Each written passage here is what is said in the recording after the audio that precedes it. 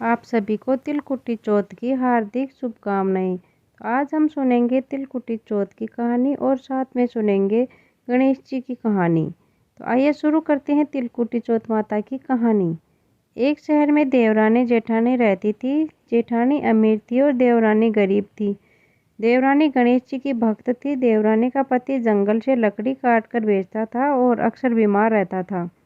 देवरानी जेठानी के घर का सारा काम करती और बदले में जेठानी बचा हुआ खाना, पुराने कपड़े और उसको दे देती थी। इसी से देवरानी का परिवार चल रहा था।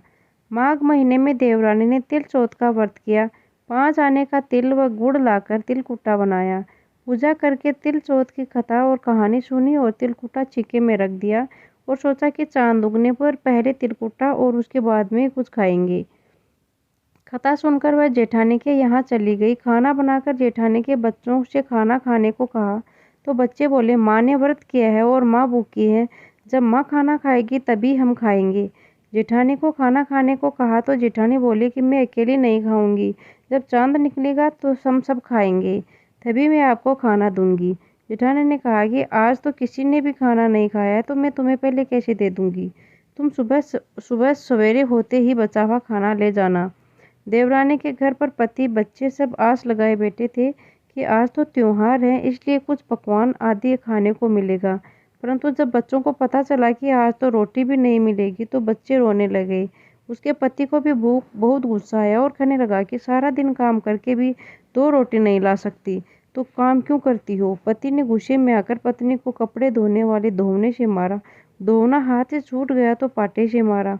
वह बेचारी क्या करती, गणेश जी को याद करती हुई रोती रोती पानी पीकर सो गई। उस दिन गणेश जी देवरानी के सपने में आए और कहने लगे, धोने मारी पाटे मारी, सो रही है या जाग रही है। वह बोली, कुछ तो सो रही हूँ और कुछ जाग रही हूँ। गणेश जी बोले, भूख लगी है, कुछ खाने को दे। देवरानी बोली, क्या दूँ, मेरे घर में तो अन्न का एक दाना भी नहीं है। जेठानी बचा हुआ खाना देती थी, वो आज वह भी नहीं मिला। पूजा का बचा हुआ तिलकुटा छिके में पड़ा है, वही खा लो। तिलकुटा खाने के बाद गणेश जी बोले, धोने मारी पाटे मारी, निमटाई लागी है, कहाँ निमटूं। तो वह बोली कि पूरा घर पड़ा है, जहाँ इच्छा हो वहाँ निमट लो। फिर गणेश जी बच्चे की तरह बोले, अब पूछूं कहाँ। तो नींद में मग्न अब देवरानी को बहुत गुस्सा आया कि कब से तंग किया जा रहा है। सो बोली, मेरे सर पर पहुँच दो और कहाँ पहुँचोगे। सुबह जब देवरानी उठी तो ये देखकर हैरान रह गई कि पूरा घर हीरे मोती से जगमगा रहा है।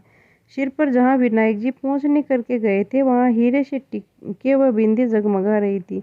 उस दिन देवरानी जेठानी के यहाँ काम करने नहीं गई। बड़ी देर तक राह देखने के बाद जब जेठानी ने बच्चों को देवरानी को बुलाने के लिए भेजा तो जेठानी ने सोचा कल खाना नहीं दिया था, इसलिए शायद वह नाराज होकर नहीं आई। बच्चे बुलाने गए, बोले, चाची चलो, माँ ने बुलाया है, सारा काम पड़ा है। तो देवरानी ने जवाब दिया, अब उसकी ज़रूरत नहीं है, घर में सब कुछ भरा पड़ा है। गणेश जी के आशीर्वाद से बच्चों ने घर आकर माँ को बताया कि चाची का तो पूरा घर हीरे मोतियों से जगमगा रहे हैं। जेठानी दौड़ती हुई देवरानी के पास आई और पूछा कि यह सब कैसे हुआ। देवरानी ने उसके साथ जो हुआ उन्होंने सब बातें बता दी। घर लौटकर जेठानी अपने पति से कहा कि आप मुझे धोने से मारो और पाटे से मारो। उसका पति बोला कि भली मानस, मैंने कभी तुझ पर हाथ नहीं उठाया, मैं तुम्हें कैसे मारूंगा। तो वह मानी नहीं और जिद करने लगी। तो मजबूरन पति को उसे मारना पड़ा और उसे ढेर सारा घी डालकर चूरमा बनाया और छिके में रखकर सो गई। रात को चौथ विनायक जी सपने में आए और कहने लगे, भूख लगी है, क्या खाऊं। जेठानी ने कहा कि हे गणेश जी महाराज, मेरी देवरानी के तो यहाँ तो आपने सूखा तिलकुटा खाया था, लेकिन मेरे तो जरते घी का चूरमा बनाकर आपके लिए छिके में रखा है। फल और मेवे भी रखे हैं, जो चाहे खा लीजिए। बाल स्वरूप गणेश जी बोले कि अब निपटू कहाँ पर। जेठानी बोली कि उसके यहाँ तो टूटी फूटी झोंपड़ी थी, मेरे तो यहाँ कंचन के महल हैं, जहाँ चाहो निमट लो। फिर गणेश जी ने पूछा, अब पूछूं कहाँ। तो जेठानी बोली कि मेरे ललाट पर बड़ी सी बिंदी लगाकर पहुँच लो। धन की भूखी जेठानी सुबह सुबह जल्दी उठ गई।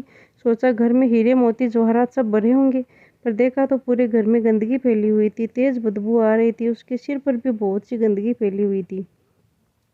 उसने कहा, हे गणेश जी महाराज, यह आपने क्या किया है।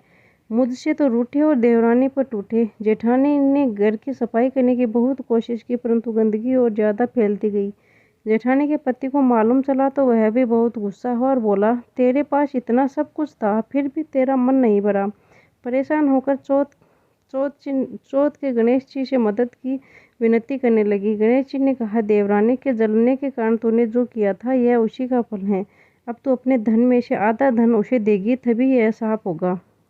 उसने आधा धन बांट दिया, किंतु मोहरों की एक हांडी चूल्हे के नीचे गाड़ रखी थी। उसने सोचा कि किसी को पता नहीं चलेगा और उसने उस धन को नहीं बांटा। उसने कहा कि श्री गणेश जी, अब तो अपना यह बिखराव समेटो। वे बोले, पहले चूल्हे के नीचे जो गड़ी हुई मोहरों की हांडी है उसको बाहर रख दो। सुई के भी 2 हिस्से कर दो। इस प्रकार श्री गणेश जी ने बाल स्वरूप में आकर सुई जैसी छोटी चीज का भी बंटवारा किया और अपनी माया समेटी। हे गणेश जी महाराज, जैसे आपने देवरानी पर कृपा की वैसे सब पर करना। कहानी कहने वाले को, सुनने वाले को और हुकारा बनने वाले को सब पर कृपा करना, किंतु जेठानी को जैसा सजा दी वैसी किसी को मत देना। तो आइए अब शुरू करते हैं गणेश जी की कथा। एक बार गणेश जी बाल रूप में चुटकी भर चावल और एक चम्मच दूध लेकर पृथ्वी लोक पर भ्रमण पर निकले। वे सबसे ये कहते हुए घूम रहे थे, कोई मेरी खीर बना दे, कोई मेरी खीर बना दे। लेकिन सबने उसकी बात पर ध्यान नहीं दिया। तभी एक गरीब बुढ़िया उसकी खीर बनाने के लिए तैयार हो गई।